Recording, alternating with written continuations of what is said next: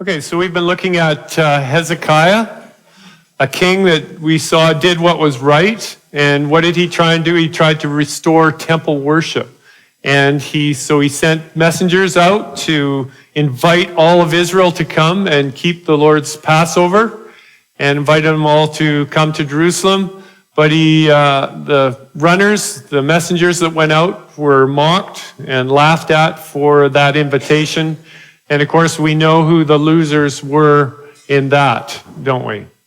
So let's continue on here. And it says, many people, a very great assembly, gathered at Jerusalem to keep the Feast of Unleavened Bread in the second month. Something else that I should point out here, it just gets forgotten now and again. When we're talking about the second month, we're not talking about February, okay? Just so we all know what month we're talking about.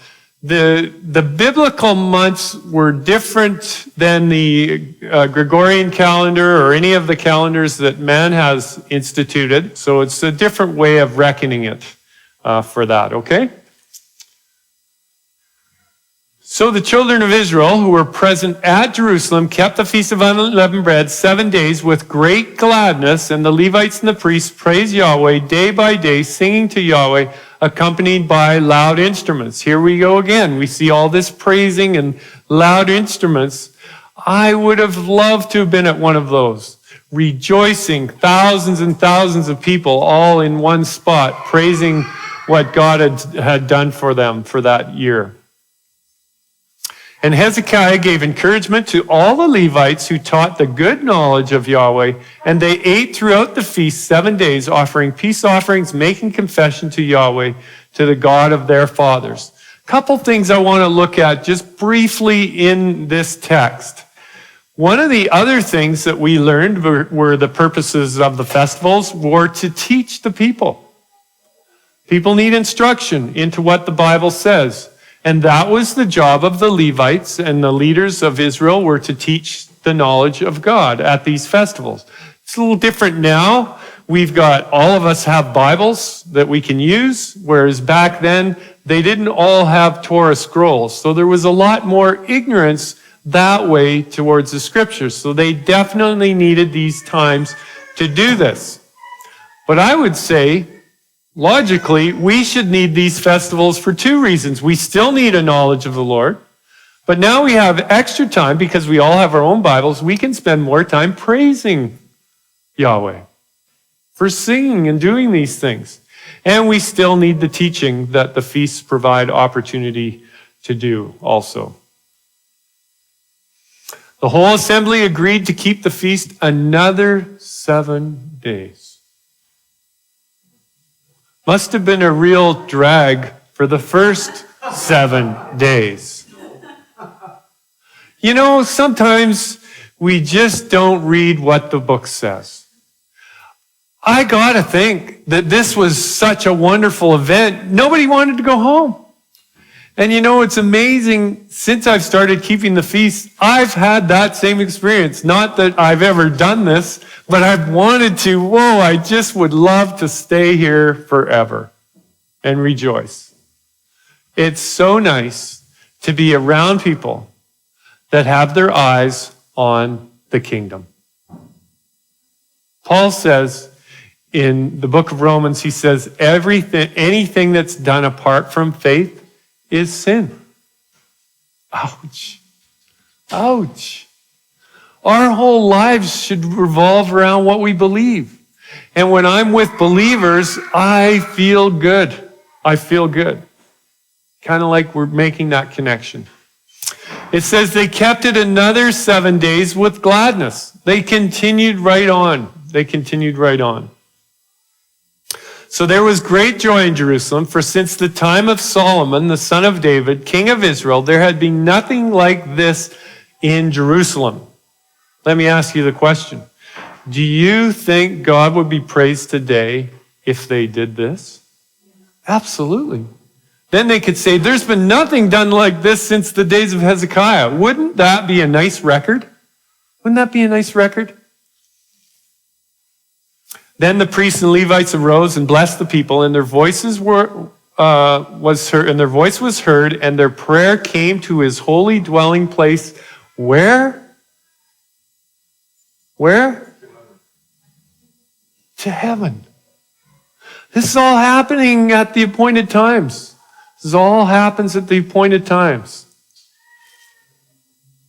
Josiah, going a little further down, another 100 years, nearly 100 years.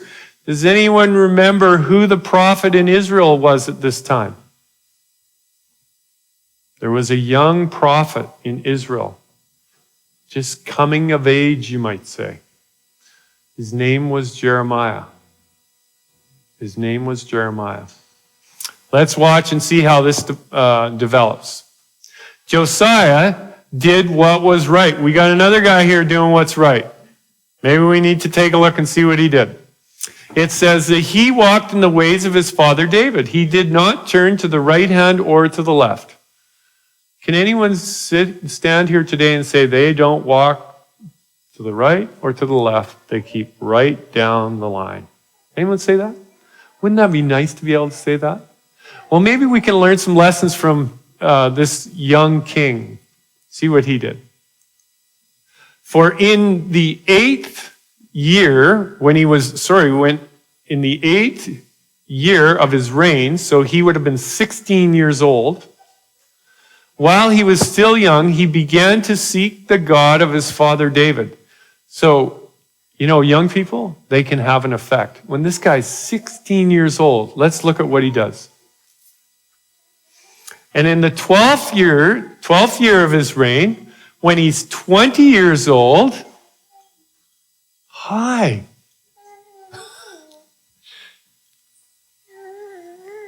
Hi. How are you? She's going to sit here for a minute, I think, till she gets restless. Okay. There you go. Are you getting restless? Okay. There you go. So, when he was 20 years old, he began to purge Judah. Now, I want you to look at these words here. Look at what's going on here. He began to purge Judah and Jerusalem of the high places. What did they do on the high places? They worshiped, didn't they? Worshiped the Baals, they worshiped the false gods. Let's just look at what this guy's doing. He started to purge them. What is purging? Like I'm not just, scrubbing here. I'm purging. I'm purging. Like this is a deep clean thing that's going on here. Purging Jerusalem of the high places, the wooden images, the carved images, and the molten images. They broke down the altars of the Baals in his presence, and the incense altars which were above them he cut down. So you see a progression here? It's going to get real serious. And the wooden images, the carved images, and the molded images he broke in pieces. And he made dust out of them. And he scattered it on the graves of those who had sacrificed to them. Now, if I read something like this in the newspaper where somebody started doing this, of the false worship places here, started going up to the graveyards and spread it over some of the priests and things like that, where do you suppose he'd end up? He'd be arrested and put in jail. Yeah, I think he would. But this guy was serious about what he was doing, and nobody was going to put him in jail. He would be considered a lunatic today. He would be. But he was crazy after his God. He was crazy after his God. You see what he's doing? He is taking everything that opposes and exalts itself against the God of heaven. He was passionate. Is this a lesson for us? I guess it starts with the heart first, right? Smashing down my altars and my places where I worship and things like that. That's where it's got to start, of course. This guy started seeking the Lord when he was 16. Now he's out there smashing this stuff down. That's what he's doing. He also burned the bones of the priests. Oh, wow, he's getting serious. Digging up the bones of the priests that were in the graves and actually burning them. These were the false priests. Yes, the false priests, burning the false priests. Does anyone know why he would do that? Does anyone know why this? This is a mystery. This is a mystery of the sanctuary message. Every sacrifice that was ever consumed on the altar, it said that was what kind of a stench? What kind of an aroma? A sweet smelling aroma to God. Why is that? Does he like the smell of burning flesh? No, he doesn't. He hates it. But what he likes is what it represents. And it's the final destruction of all wicked. The sacrifice consumed on the altar represents the final destruction of the wicked by fire. When he was doing this, he was consuming those people on the altars because that is the final destruction of all wickedness. For everyone that goes against what God wants. So he did in the cities of Manasseh. Here we go. Manasseh and Ephraim and Simeon as far as Naphtali and all around with axes. This guy was serious. What kind of lesson is this for us? We should not have anything to do with false worship. Nothing. Because if we lived back then, we would be burned. They would have burned us. They flushed it totally out of Israel. That's what we should be. We should be zealous like this. Get rid of anything that resembles false worship. Everything. When he had broken down the altars of the wooden images and beaten the carved images into powder and cut all the incense altars throughout all the land of Israel, he returned to Jerusalem. Job's done. Now we're going to get serious. In the 18th year, when he is 26 years old now, 18th year of his reign, when he had purged the land and the temple, he sent Shaphan, the son of all these guys, and they were to repair the temple. That was their job. They want to repair the temple. So what are they repairing the temple to do? For worship, right? They're repairing the temple for worship. The repairs of the breach are repairing the temple for worship. That's what they're doing. They're preparing for worship. When they came to Hilkiah the high priest, they delivered the money that was brought into the house of God. So they were collecting money to repair and make all the repairs. So this is what they were doing. Then it says, which the Levites who kept the doors had gathered from the hand of Manasseh and Ephraim, from all the remnant of Israel. All Israel is involved in this. For all Judah and Benjamin, of which had brought back to Jerusalem. Then they put it in the hand of the foreman who had oversight over the house of Yahweh, and they gave it to the workmen who had worked in the house of Yahweh to repair and to restore the house. You know, I got stuck on this one. I really got stuck on this one. Where did the money go from the people from which it was gathered? To those that were repairing the temple service. I'm just going to go way out on a limb here and say, if you are supporting anyone that is not promoting temple worship, proper temple worship, God-given temple worship, you are putting your money in the wrong places. It's to go to those that are repairing the temple services. That's what it says. The repairs of the breach. Because they're the ones that are actually doing the temple any good.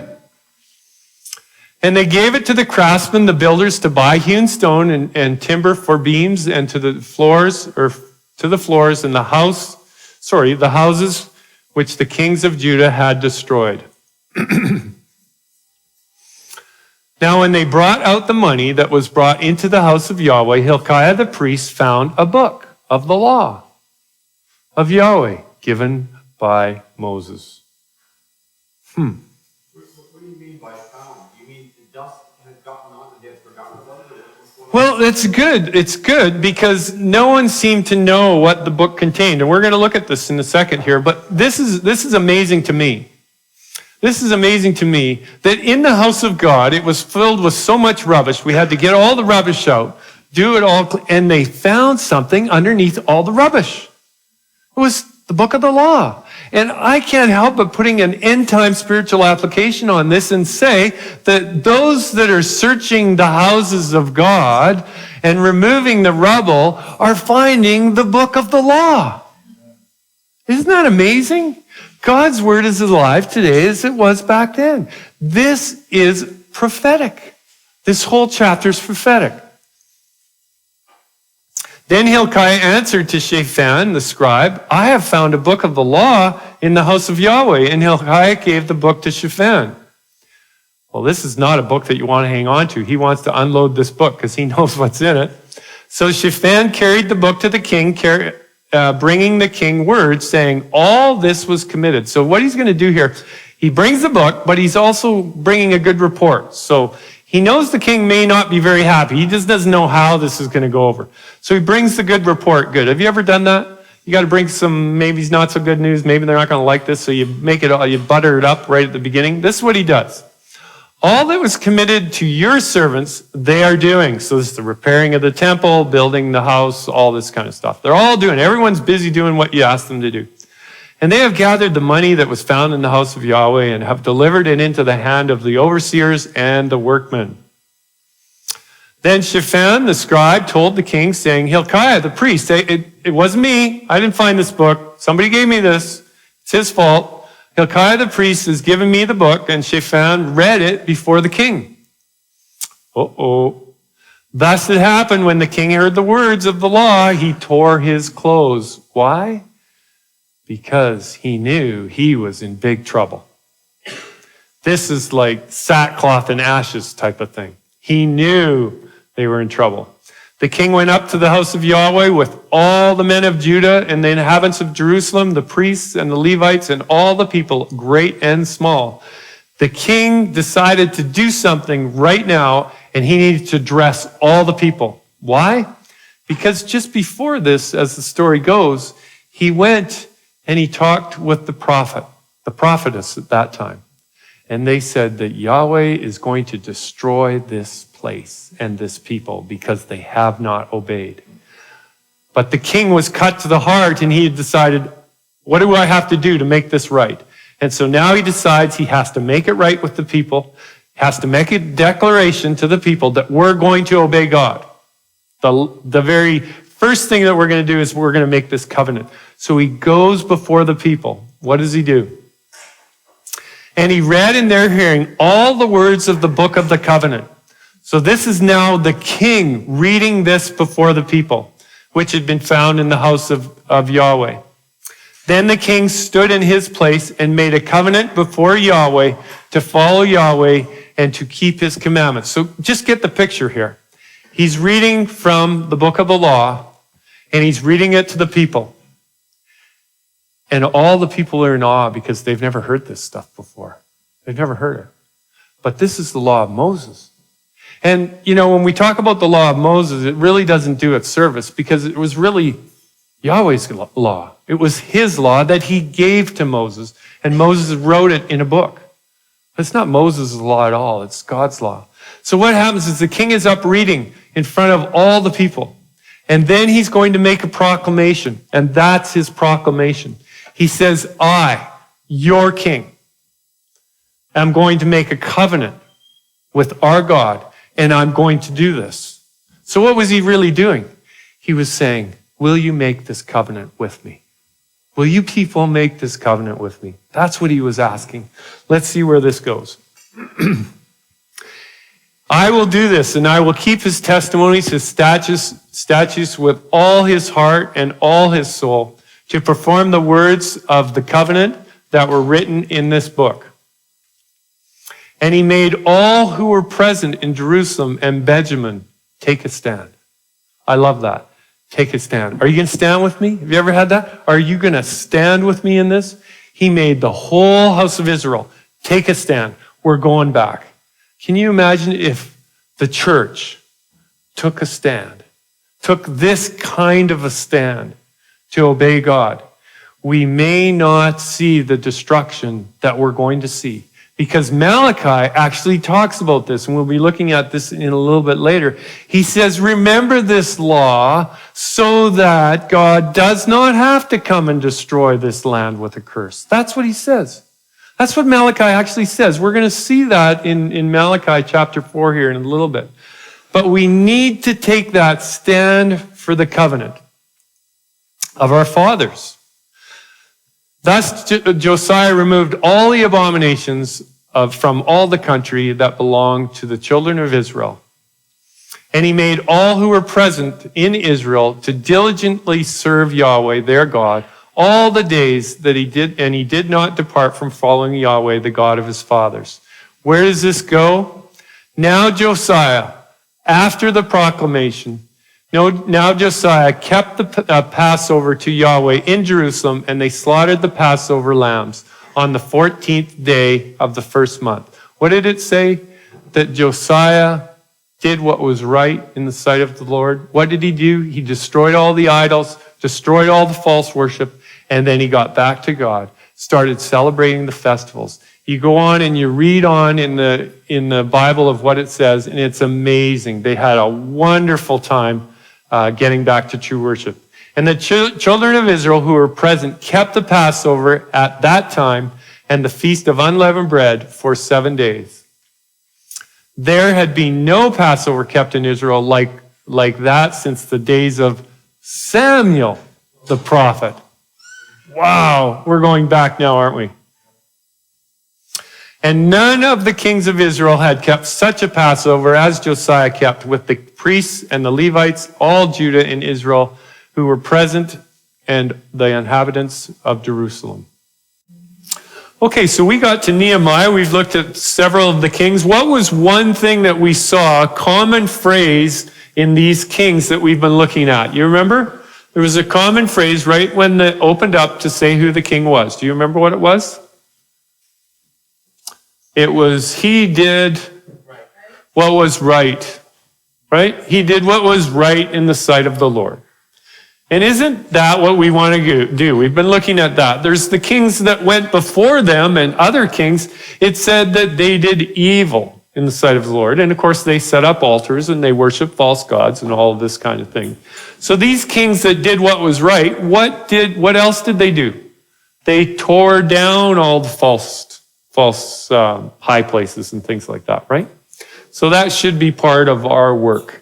And of course, it has to start with us. We tear down our own high places that we worship at in more ways than sometimes. Okay, let's look at Nehemiah. What did he do? Of course, this was after the captivity, after the Babylonian captivity, that is, when they returned from Babylon and they rebuilt the temple, started the services again. This was in 443 BC, somewhere thereabouts. Okay, so this is where we're at. So Ezra, the priest, brought the law before the assembly of men and women and all who could hear and with understanding on the first day of the 7th month. Now here we go again. We've got the first day of the 7th month. There again, it's the first day of the 7th biblical month, which would put this in the fall. Usually it would land in our timing in September, October, somewhere in September, October. Okay, and we're looking at God's purposes in the festivals, and we see here again another purpose. Does anyone see what it is? To hear and to understand. We need to understand what God has for us, and these festivals were for that purpose. People would come and learn of what God's plan was, and they would come and listen to the teachers that would teach the way of Yahweh. So they read distinctly from the book in the law of God, and they gave the sense, and they helped them to understand the reading. Has anyone here read a text and understood what it meant the first time they ever read it? Has anyone ever had to change their mind on anything that they've ever read? Yeah. So there is good reason that we have people that are in the know that can give this understanding. And it's always been that way. God has had a system set up on this planet so that people can pass information on. And that's just the way it works. And so the feasts were for that purpose, so people could come and learn, and not just learn like a Sabbath or an hour's Bible study. They could actually come apart from all their routines during the year, and they come apart for several days, 5, 6, 7, 8 days, so that you could really focus on God and his word. And Nehemiah, who was governor, Ezra the priest, and the scribe, and the Levites, who taught the people, said to all the people, "This day is holy to Yahweh your God. Do not mourn nor weep." For all the people wept when they heard the words of the law. And when they wept, I get this idea that the reason why they wept is they saw how short they fell. Is that God's calling is a lot higher than what most people are doing. And they just saw their hopelessness when they read the law. And isn't that what we see? We see a perfect law of God, and we see how hopeless we are to keep that. But the encouragement was that this day is holy, and they needed to do what? They needed to rejoice. That's what these days were for. They were for rejoicing. And of course, this was, anyone know what day this was? First day of the 7th month? Sure. That was Feast of Trumpets, right? Or Yom Teruah, however you're looking at it there. And he goes on to say, "And they found written in the law, which Yahweh had commanded by Moses, that the children of Israel should dwell in booths during the feast of the 7th month." And I find that sometimes the words that are on the paper are quite interesting. It says that they found written. What does that tell you? They had almost lost it. Like, they didn't really have, there was rumors of what they used to do and all that, but they actually had a copy of it, and they were figuring out exactly what they had to do. And so they learned about what they had to do. Also, day by day, from the first day until the last, this is while they were there during the feast, that would be the fall feast, they read from the book of the law of God, and they kept the feast 7 days. And on the 8th day, there was a sacred assembly according to the prescribed manner. So that would be the last day of the Feast of Tabernacles, which is also called the last great day. And that is, interestingly enough, in the New Testament, that's when Yeshua declared himself to be the light of the world on the last great day of that feast. And they stood up in their place and read from the book of the law of Yahweh their God for 1/4 of the day. And for the other 1/4, they confessed and worshiped. Here again, what did they do? They came and learned. They came in fellowship together. And you know what? They even righted a few wrongs. Now, wouldn't that be something? Wouldn't that be something if in our churches we actually made it right with other people? Not just talked about it, but actually did it? What kind of fellowship would that bring to us? So they did a lot of things on these days. Malachi, 430. So we've dropped down, we're only 13 years away. Now this is interesting. This is 13 years from what we just read when they were keeping the Feast of Tabernacles. For behold, the day is coming, burning like an oven, and all the proud, yes, all who do wickedly will be stubble, prophesying of something down in the future, right? Goes on to say, and the day which is coming shall burn them up, says Yahweh of hosts. That will leave them neither root nor branch. But to you who fear my name, the Son of Righteousness shall arise with healing in his wings, and you shall go out and grow fat like stall-fed calves. You shall trample the wicked, for they shall be ashes under the soles of your feet. On that day I do this, says Yahweh of hosts. So this is definitely a future event. Would you agree that this is future even to today? Sure it is. It hasn't happened yet. But interestingly enough, John the Baptist was actually preaching this. You read everything that John the Baptist preached, and what was he saying? That he will thoroughly burn his threshing floor. That's what he was teaching. He was teaching from this prophecy. And we'll see that as we go. Remember the law of Moses, my servant, which I commanded him in Horeb for all Israel, with the statutes and judgments. So contained in this prophecy of an event that's still future is a call to remember something. What is this a call to remember? It's a call to remember before the great and dreadful day of the Lord, a call to remember something that's really, really important. And what it is that's important are the statutes and the judgments. That's what it says. This is a future thing. This is what God is calling his people to today, to join in this call, to make a loud proclamation to the world that judgment is coming, and we need to get back to God and do what is right in the sight of the Lord. It's simple. It's really simple.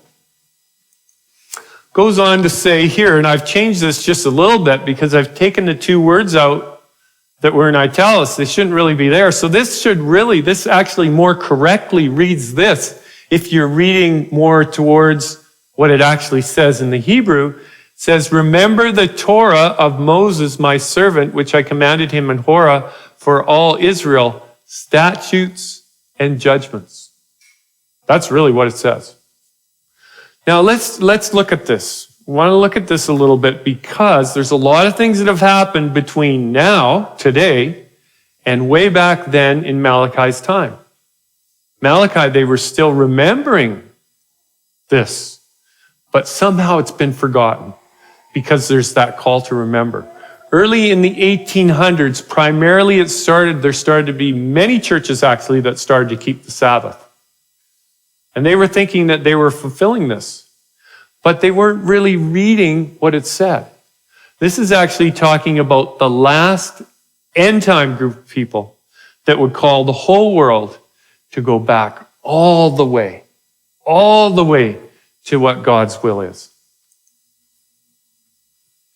Behold, I will send you Elijah the prophet before the coming and great and dreadful day of Yahweh. Now you probably remember that conversation with Yeshua, with the disciples, and they said, Elijah's coming, who's coming here? And he says, well, Elijah's already come. Well, what are you talking about? Well, he was talking about John the Baptist. John the Baptist was actually preaching exactly this message. He was calling people back to the Bible. He was calling people back to the law of God. He says, you guys can't do this. And what happened to him? Does anyone remember what happened to John the Baptist? So we got that going for us. Pointed out to me recently that because John the Baptist is not following the law, that shows that the law applies. The entire scriptures. Well, I mean, I don't know if that's the question is how many Elijah messages have been given in the entire scriptures. I would tend to ask you, is that a trick question? Because it's been Elijah right from the get-go, as far as the message is concerned. It's always go back to do what was right, I think. Pardon? It's one message. It's one message, but there's three. Right. And that message, now you bring it up, I'm glad you brought that up. That's an interesting one because in the book of Revelation, it talks about that message actually. And it's 4 angels in a row that give that message. The first one is fear God and give glory to him, for the hour of his judgment has come. Worship him who made, and it goes on. And the whole message is taking it back. Worship him. And we've been looking at that worship.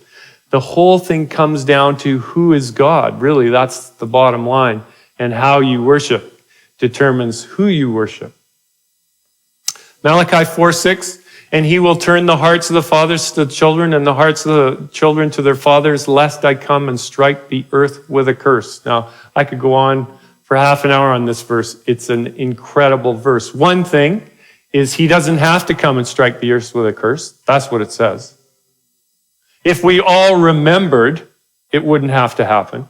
But we know we're not all going to remember, so it's going to happen. So when he comes back, he's going to strike the earth with a curse. Okay, so now we're going to go back to Daniel. We've seen this. This is something all through the Old Testament now, we've seen where they were keeping it. We've seen where they were keeping the feast. And then we saw a prophecy of Malachi that said they're going to have to remember. So somewhere it was lost, right? Would you agree with me on that? Somewhere it's going to have to be lost in time, this idea of obedience to God's law or to his Torah. It's been lost. Daniel actually pinpoints it in his book.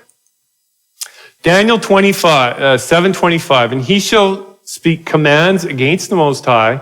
He shall wear out the saints of the Most High, and he intends to change times and law. I always had a problem with this. I understood that this verse was actually talking about change the law. He changed a couple of laws, and then he changed times. Well, that's the Sabbath. Well, just a minute. Is it really just the Sabbath? Let's look at this word 2:166. Interesting about the book of Daniel, some of it was written in Aramaic, some of it was written in Hebrew. That's why we have a problem with this word. This is actually an Aramaic word taken from ancient Chaldee, and it goes something like this. It is from the Chaldee 2166, which is from also 2165. The word Zeman, and that translated from the Chaldee is appointed occasion or season or time. That's the way it comes out. So this word, because we're not looking at the Hebrew word, which we found to be moed, it isn't there. That word is not there. And it's almost like the way God wrote the book was, I don't know if I like the word codified, but some things were hidden. And he hid things for a reason. And it was, as this thing was going to be unpacked, we would find these little gems. We would find them. So here in the book of Daniel, we see this word in the Aramaic really is the same word as moed in the Hebrew. So the text really should read a little bit different. And it says, he shall speak commands against the Most High, shall wear out the saints of the Most High, and he intends to change times or feasts and the law. Now we're starting to make some sense out of this. This now goes along with what Malachi said when we'd have to remember because something had been forgotten. And the reason why it was forgotten, because somebody was going to change it. And we, in this world, would forget totally that we were supposed to keep it, which is exactly where most of Christendom is. They have no idea we're even supposed to keep these things. No idea. Because it's been forgotten. Because somebody changed it way back then. Here's another translation, a current translation. And he shall speak against the supreme God and oppress God's people. He will try to change their religious laws and festivals. And God's people will be under his power for 3.5 years. It's another thing we got going for us. Under his power for 3.5 years. So this is going to happen. So he's going to change the festivals, change the law, change the festivals, and this is going to happen. Another translation, the Scriptures, 1998, newer translation, and it speaks against the Most High, wears out the set apart ones of the Most High, and it intends to change appointed times and law. So you see, they're taking these older translations now, they're taking the Chaldean, they're finding out now we have better access to these words, find out exactly the meaning of these words, and they're putting it right into the text now. So you can look at a number of new Bible translations, and you can see this, it comes out very clearly. But I really like the idea, it always says it intends to changes or tries to changes and so on. And that's really all it can do because you cannot change what God has set up. You can't do it. You can only try and do it. You can only intend to do it, but you can't change it. You can't change something that God has set up. Let's look at this. This is a little bit of history books, and this is where the change happened. Most people don't understand where the change happened. The change happened in the 2nd and 3rd century after the disciples, or right around 200 to 300 AD. And this is what was going on between the Eastern leaders of the Christian church and the Western leaders of the Christian church, there was a schism growing between them. The Western church wanted control over the whole church, and they were going back and forth between the Asian bishops and the Roman bishops, and finally, one party won out. Let's look at this, what was going on here. It's just taken from the Nicene Fathers, going back a long ways in some history. We observe the exact day, neither adding nor taking away. For in Asia also great lights have fallen asleep, which shall rise again on the day of the Lord's coming. And when he shall come with glory from heaven and shall seek out all the saints. Among these are Philip, one of the 12 apostles who fell asleep in Hierapolis, and his 2 aged virgin daughters and another daughter who lived in the Holy Spirit are now rest in Ephesus. And moreover, John, who was both a witness and teacher, who reclined upon the bosom of the Lord, and being a priest wore the sacerdotal plate, he fell asleep in Ephesus. And Polycarp in Smyrna, who was a bishop and martyr, all these observed the 14th day of the Passover, according to the gospel, deviating in no respect, but following the rule of faith. Now, this is a really interesting piece of history. This says a lot. This is 200 to 300 BC. These people claim to be in touch with the apostles, and they are actually claiming that the apostles taught them these things. Not only did they teach them these things, they said it was part and parcel to the gospel. That's what that says. It says, according to the gospel. We keep these days according to the gospel.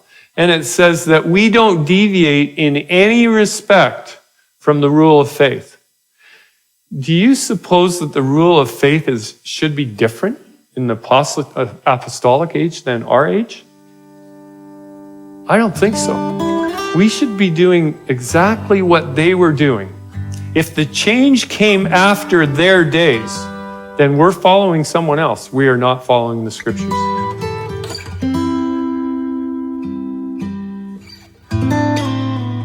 I've been told my whole life that the feasts are done away with. It was all completed at the cross. And now you're telling me I have to go back to the feasts?